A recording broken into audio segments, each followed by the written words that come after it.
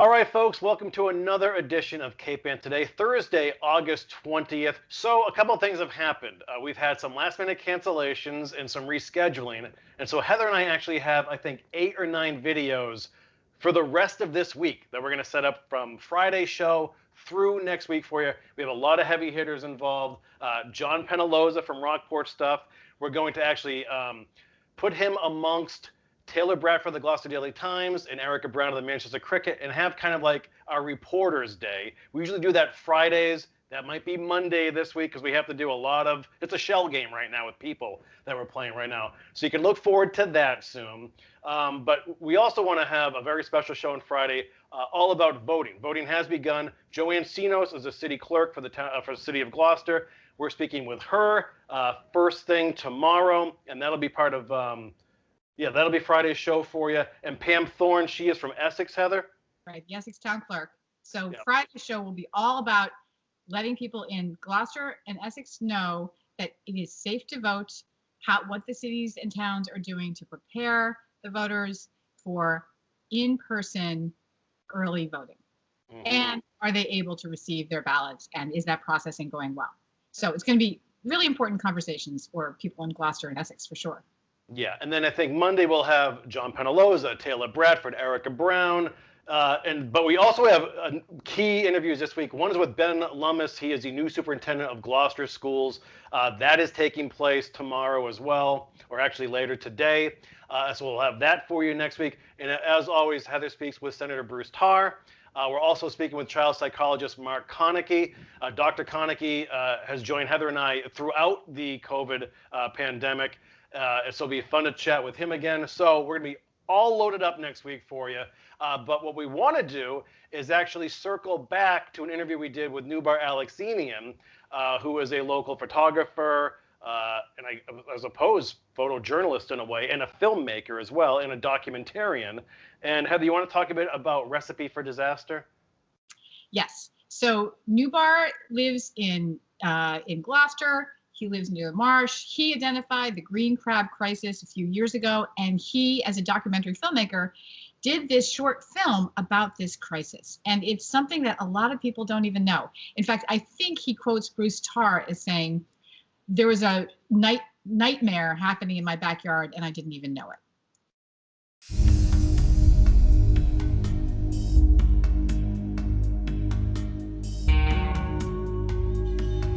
If we did nothing, they would overwhelm the estuaries completely, wipe out all the shellfish, and turn what used to be a very fertile ecological region into a barren kind of place.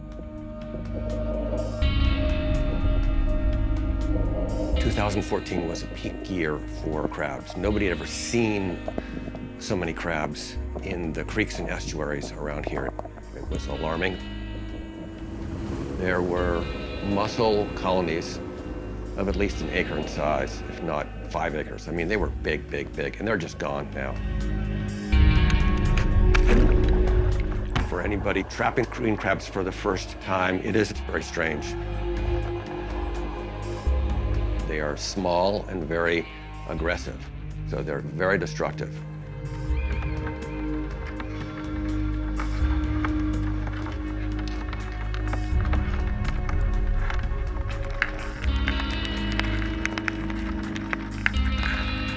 The entire ecosystem has been altered.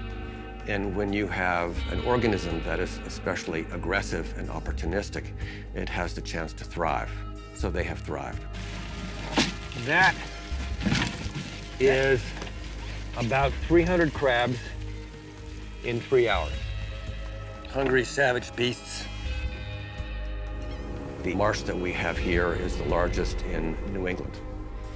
It is a landscape of curving estuaries that rise and fall with the tides.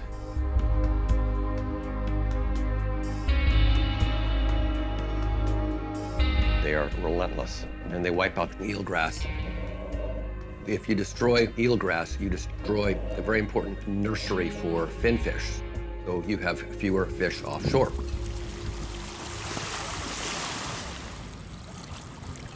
This is a lovely, nice long shoot of eelgrass, and What we do is pull up a little section of root, and tomorrow we'll put it in Plum Island Sound with a gardening stake. And it's unbelievable. Even within about an hour planting period, you can see little fish and animals move into the area, because it's like going from a desert to a forest. One adult green crab can eat as many as 40 half-inch clams in a day.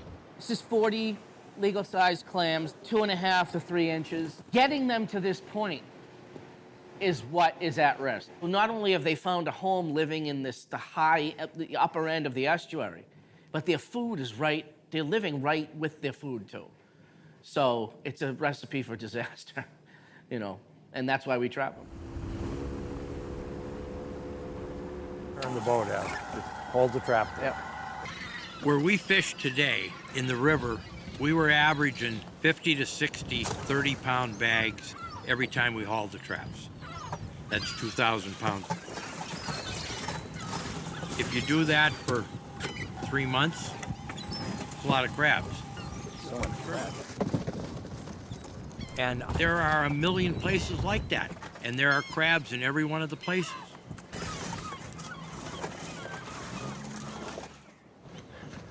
As the Gulf of Maine has warmed, and it's warming faster than any other body of water, the green crabs that have been here for decades have exploded. They are not trapped.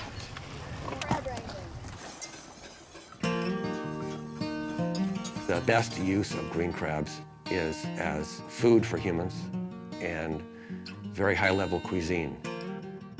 Roe is the central component of a dish called she crab soup. SHE-crab, she crab. Traditional she crab soup comes from the American South, where it is a cult favorite. It's basically a crab bisque, and that roe gets added to add really, really deep flavor. If we can introduce New England she crab soup made from wild green crabs, Isn't that beautiful? and produce a lot of the roe for the restaurant chefs, we will have potentially a hit on our hands. It'll take a lot of green crabs out of circulation. I wanted to see it. The roe that he's getting out of them, I've eaten it, and it's exquisite. There's no better way to describe it. It's good.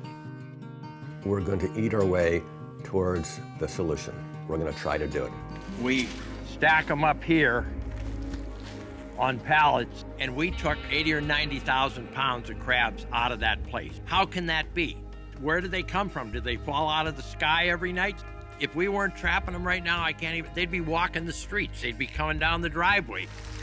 Everybody is in favor of trying to do something about the green crab. The big questions aren't why do it or are you crazy? The big questions are how are you going to do it? What will it take?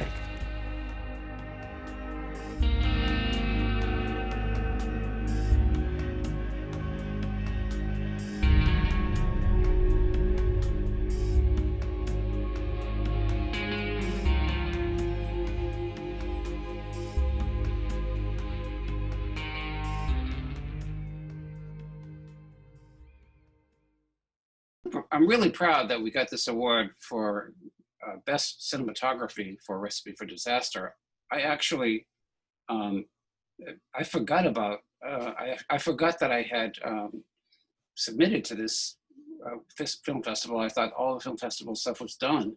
And then just last week, I got this email and all this, the laurel and everything. So it's great. It's a great award. And it's a pretty prestigious film festival, right? Yeah, up in Toronto. It's a show called the documentary short film festival. They actually have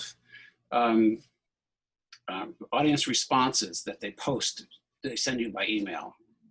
Okay, so what are some of the responses? Yeah, people, well, it's interesting. Everybody has the same reaction to this film, which is they had no idea this was happening.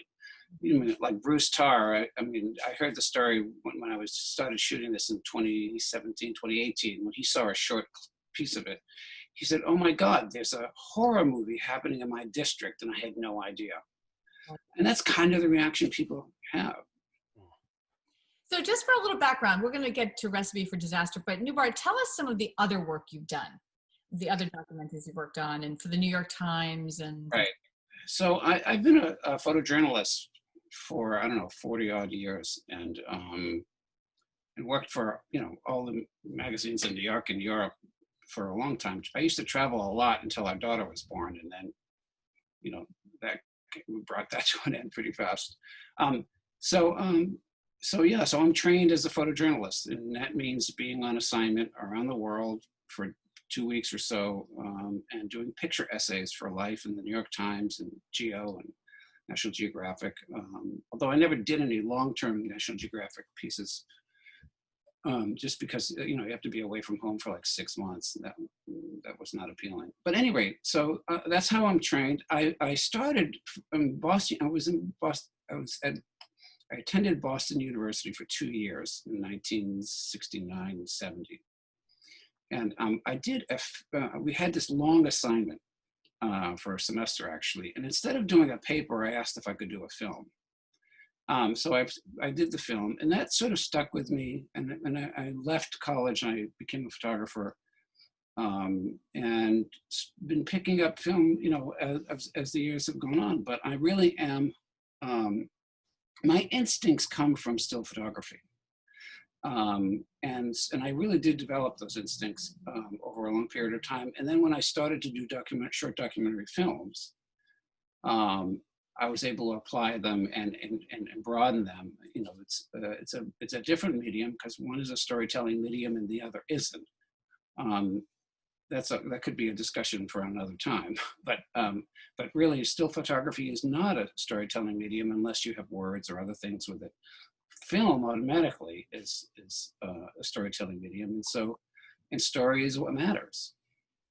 so let's go into Recipe for Disaster. What is the story there, and why was it compelling to you as a cinematographer? Right. So I am a very avid striped bass fisherman, and so I've spent decades out in the marsh. I know this marsh really well. And in June of 2017, I can't remember it was. Roger Warner and I were talking.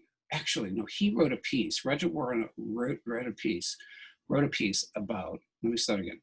Roger Warner wrote a piece for the Boston Globe about green crabs, and I was like horrified. I'm thinking, I don't know anything about this. I just had to shoot it because I needed to know about it. And being a journalist or a documentary filmmaker is a way to educate myself and maybe others. And the first time we set a trap, Roger and I together, we set it for 3 hours. And in 3 hours, 300 crabs filled that pot. So we, in the process of the 18 months it took me to make this movie, the people in the field were going from, there are millions upon millions of crabs to billions upon billions. Nobody knows exactly, nobody can really count them, but they are everywhere. And they're not going away. Mm-hmm. Well, so why, what was the most beautiful part? There's so many beautiful parts of this territory. The story is so awful, and yet the views are so beautiful. Do you want to talk about that, shooting it? Yeah, sure. So high production values are really important to me. And what that means is everything I do costs a lot more money. There are people like Marty Del Vecchio, who did the drone work with me on a very, very, very cold morning. But I knew where I wanted to be, and I knew how I wanted it to look. And I liked this sort of golden view of the marsh rather than it being green. It was just a different way to look at it. And then, I hired this really great cinematographer to shoot with me, and then I did a lot of the shooting, the underwater stuff with the GoPro.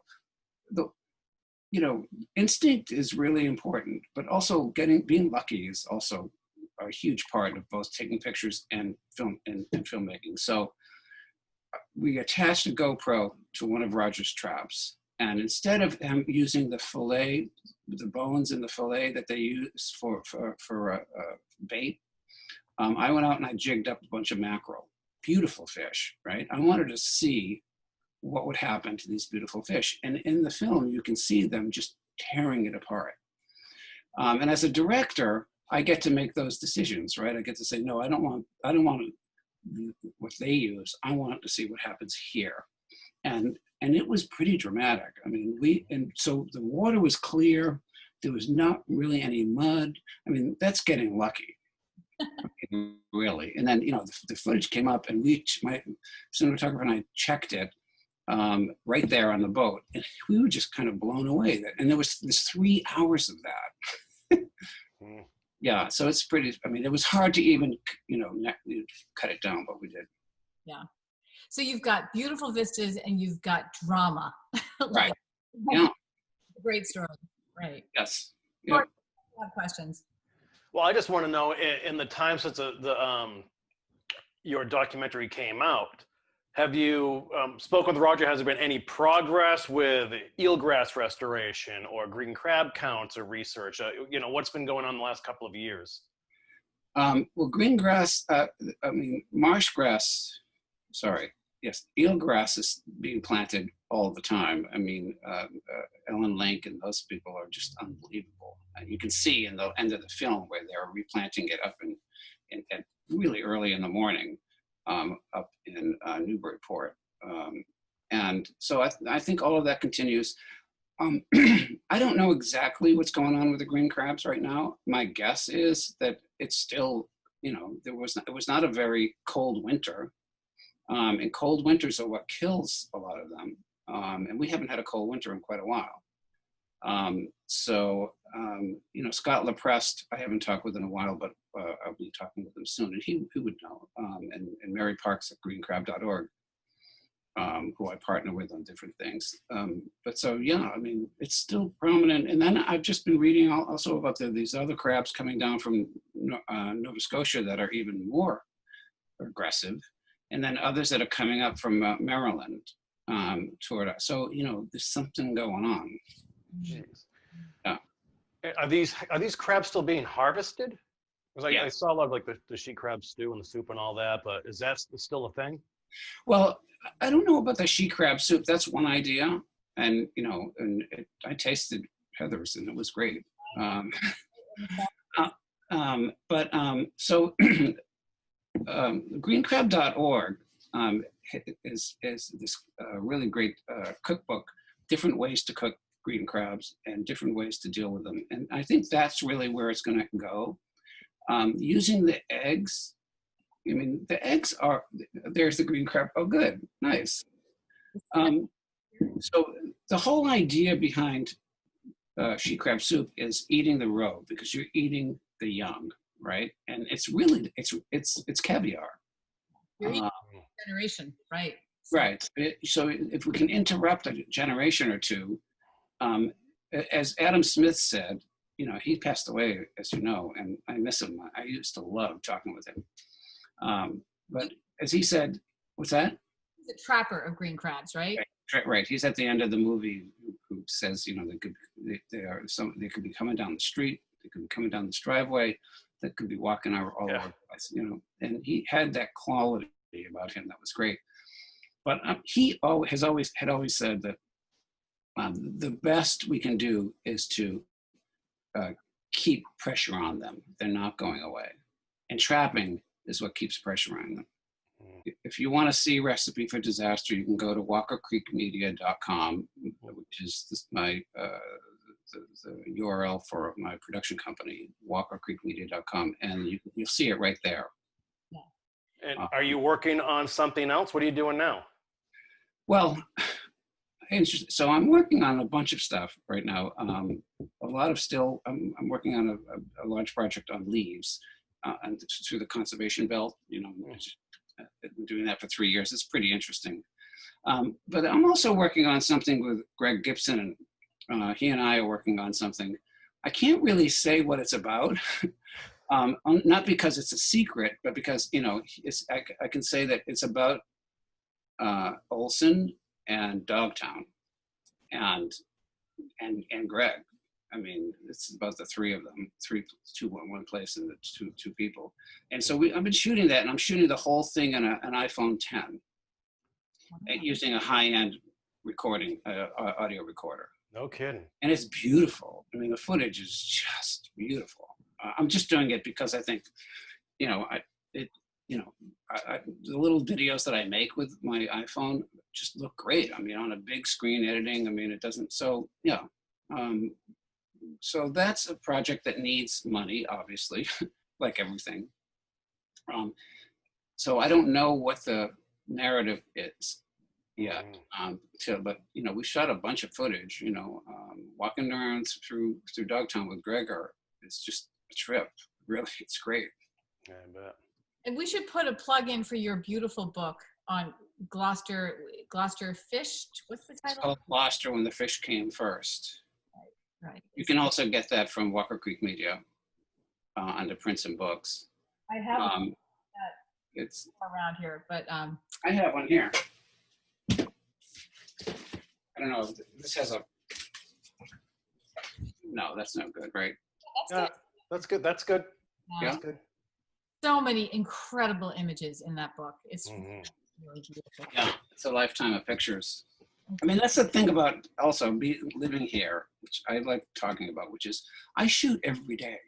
I just shoot every day. There's no, I mean, if I miss a day, I don't understand how that happens. Because, we have a dog, I walk the dog, we hike, we go places, there's all these reservoirs, all this water, salt water. And now I'm starting to, our dog loves to swim. He's still a puppy. But he loves, like, he'll go on the paddleboard with one of us, and he'll just jump in the water. And then I'm in the marsh now in a different way. So I'm walking along. I see all these small, dead, beautiful crabs, that are bleached white by the sun. I mean, there's so much to shoot. I mean, so I'll be busy. I'm also finishing. My daughter and I started a film, a feature-length film. About how the Armenian genocide has affected our family. We're in our 8th year. And so it's all shot, we're editing it, and that needs money to get finished. But I spend time on that every day. Interesting. Back to Armenia for that, right? Well, I went to Turkey, actually, and found my 4 grandparents' villages that they fled from. Wow. And found out what their stories were. Wow. Yeah. So what happens, my daughter says, "Hey, Dad, will you go to Armenia with me?" Of course.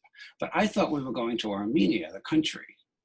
And that was my first lesson, right? No, that's not where you're going. You're going to Eastern Turkey, which is Western Armenia. It's historic Armenia.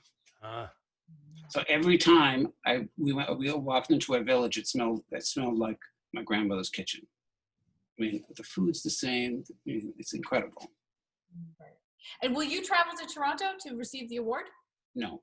Oh, okay. There's just, it's all COVID, everything, and it's also, yeah, it would be a lot to do. I mean, I would do it, I guess. Yeah. I mean, it's more badass when you don't go to accept the award, though. They announce your name. Nubar couldn't be here this evening. He's working on the Armenian piece. Right. True. We'll accept the award for him, and I'll be. Yeah. Right.